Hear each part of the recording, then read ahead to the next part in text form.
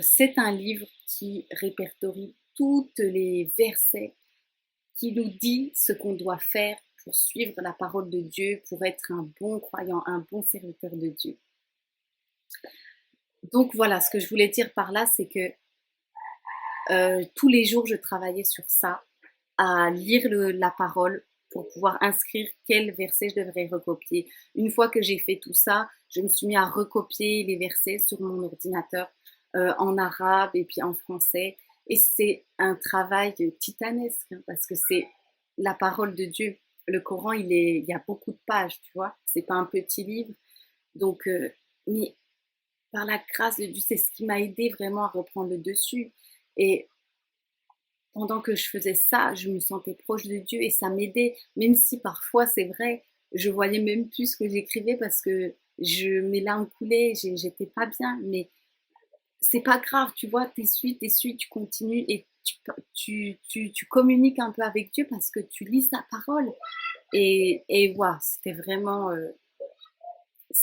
quelque chose qui m'a aidé énormément.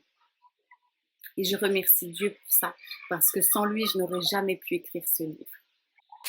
Prochain conseil, c'est d'être abonné à des comptes religieux sur les réseaux. Oui, parce que on peut entendre souvent que attention, les réseaux sociaux c'est mauvais, patati patata, et c'est vrai d'une certaine manière, mais d'un autre côté, c'est faux. Parce que si tu utilises les réseaux sociaux à bon escient, correctement, de la bonne façon, ça peut être très bénéfique pour toi et une grande source d'inspiration.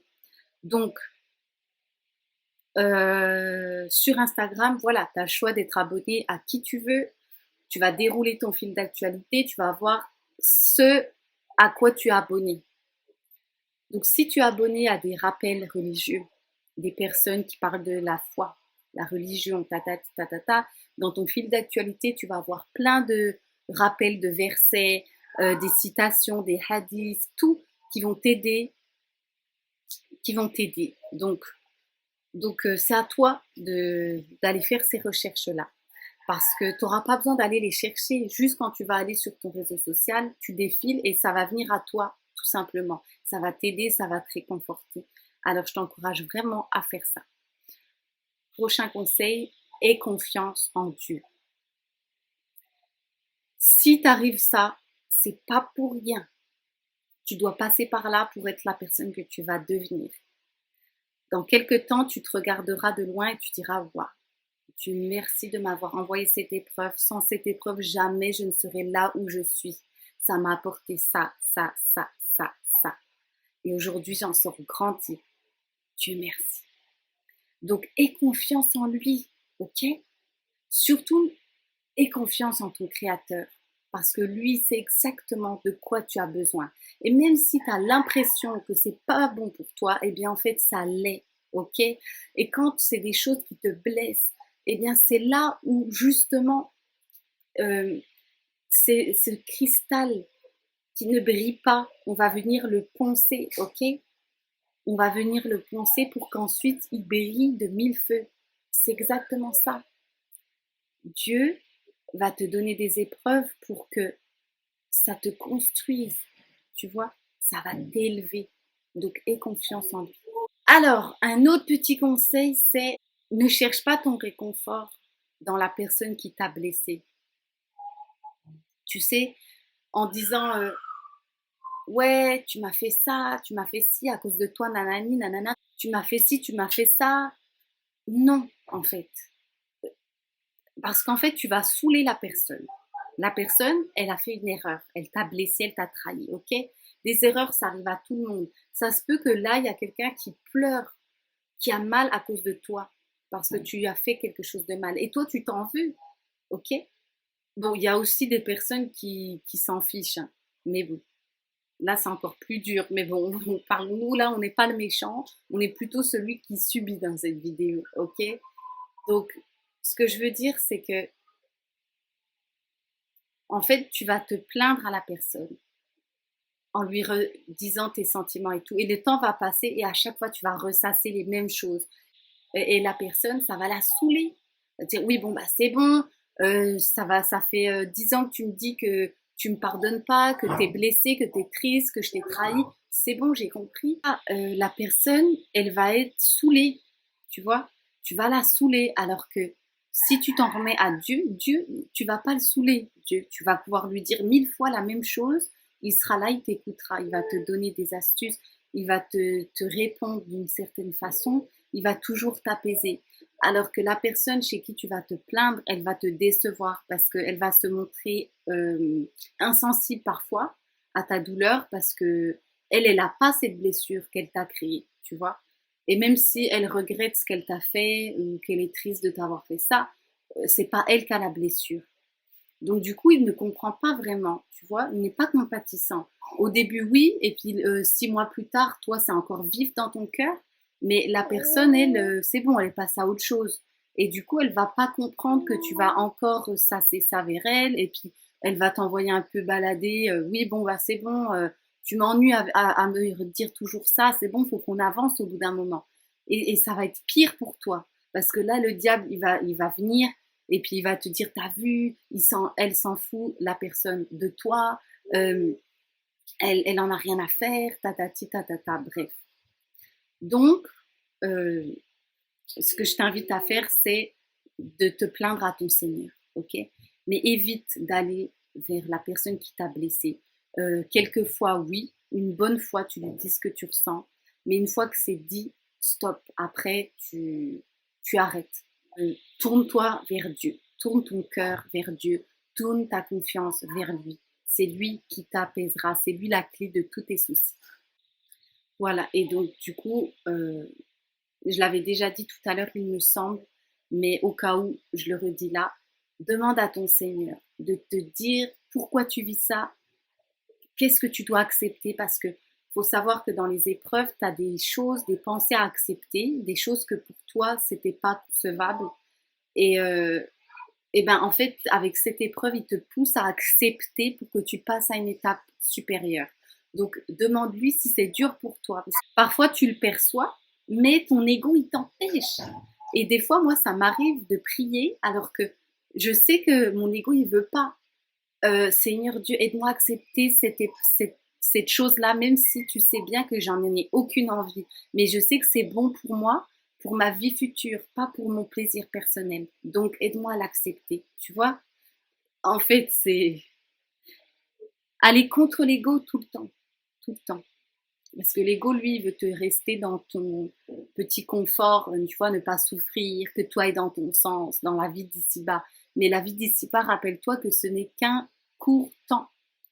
Et nous, ce qu'on veut, c'est la vie dans l'au-delà, la félicité éternelle. Ça doit te motiver, ça. Ensuite, un autre conseil, c'est de focaliser ton attention sur ce que tu as envie de faire. Ok?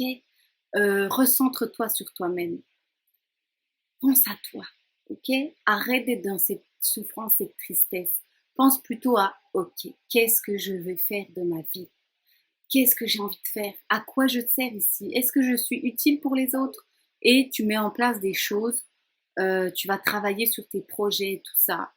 Et vraiment devenir quelqu'un, quoi. Être utile à la société. Et du coup, ça, c'est quelque chose qui va t'animer et qui te permettra de moins penser aux mauvaises choses, aux choses qui te font du mal.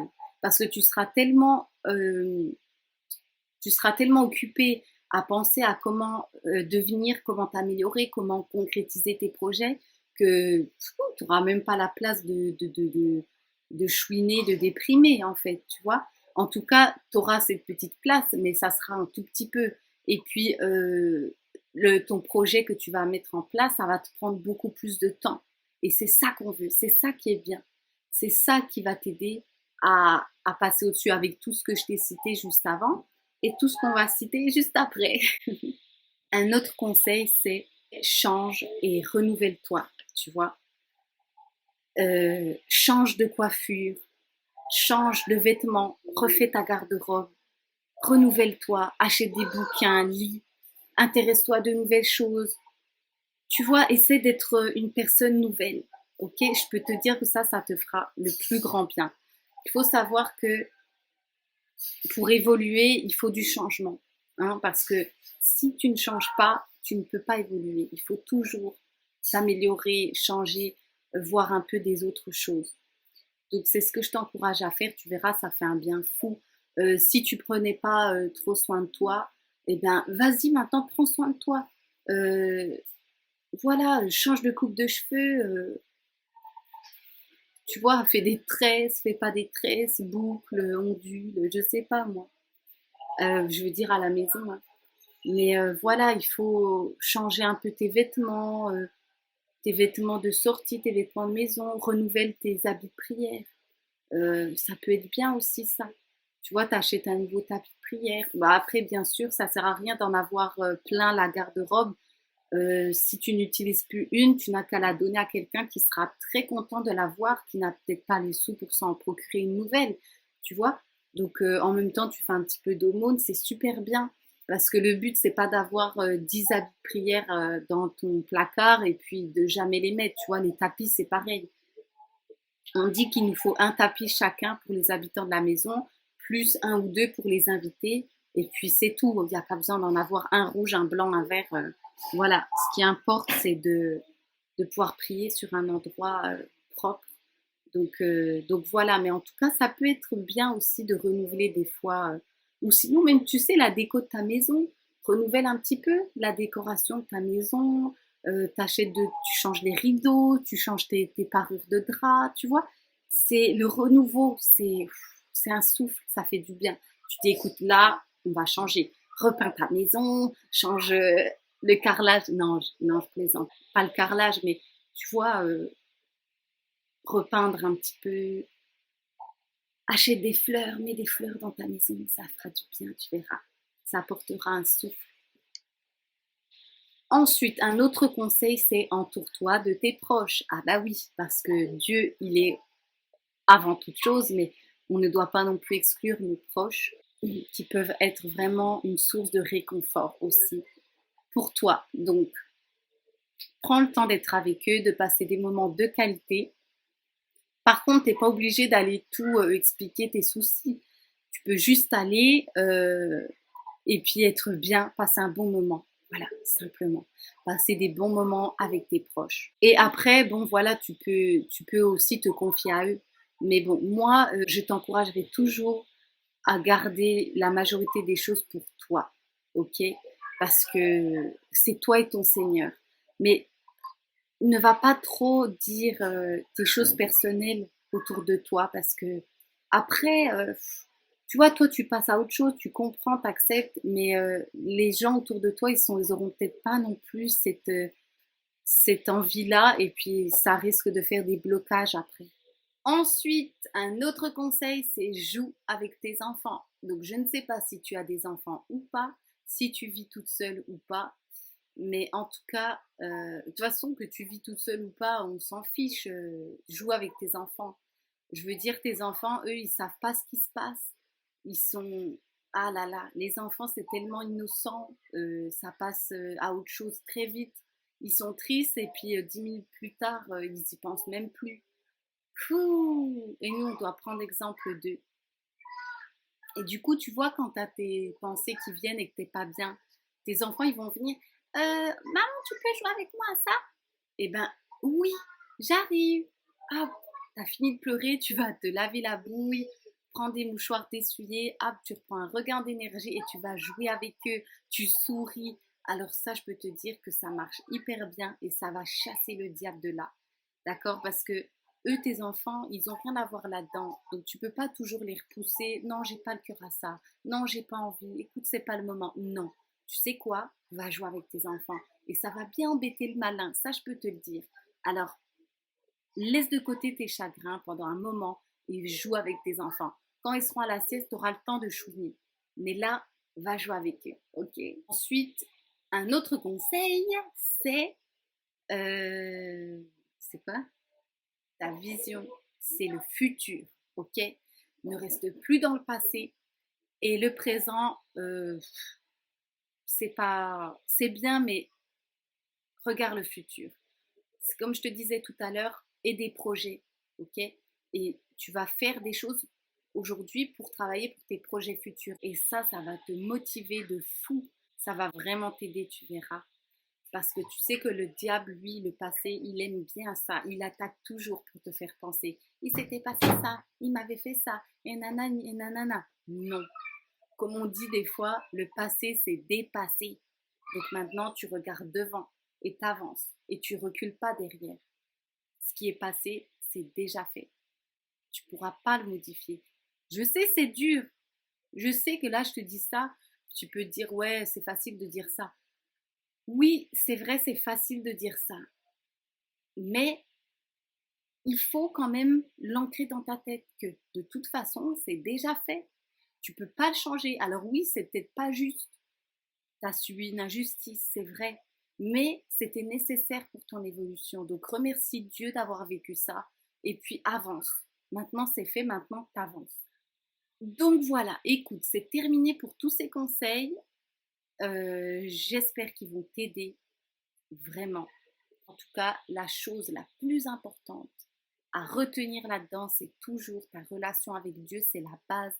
C'est toujours de revenir à lui et de lui demander son réconfort, d'implorer son réconfort, parce que c'est Dieu qui pense les blessures. Et c'est grâce à lui que tu pourras aller de l'avant. Donc ne néglige pas ta relation avec ton Seigneur. Et puis aussi, petit rappel, ce n'est pas que lorsque ça ne va pas qu'il faut être proche de Dieu. Même quand ça va bien, il faut avoir de la gratitude et être proche de lui. Parce que tu sais, c'est une épreuve aussi que tout aille bien dans ta vie.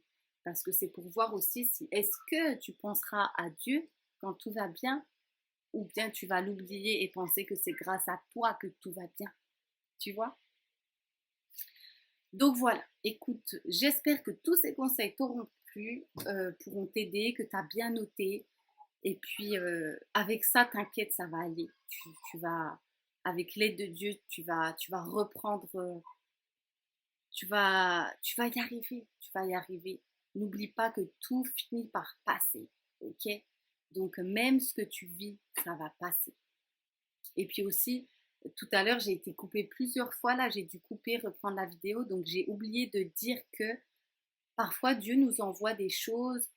On a l'impression que c'est que c'est mauvais pour nous alors que c'est un bienfait. C'est un verset du livre. Je ne l'ai pas dit exactement. Je vais le retrouver pour te l'afficher ici. Mais ouais, c'est ça. À méditer, vraiment. C'est très bien. Écoute, je te laisse avec ça et je te souhaite une bonne journée et du courage pour affronter ton épreuve. Sois béni, que la paix soit sur toi et à bientôt si Dieu le veut.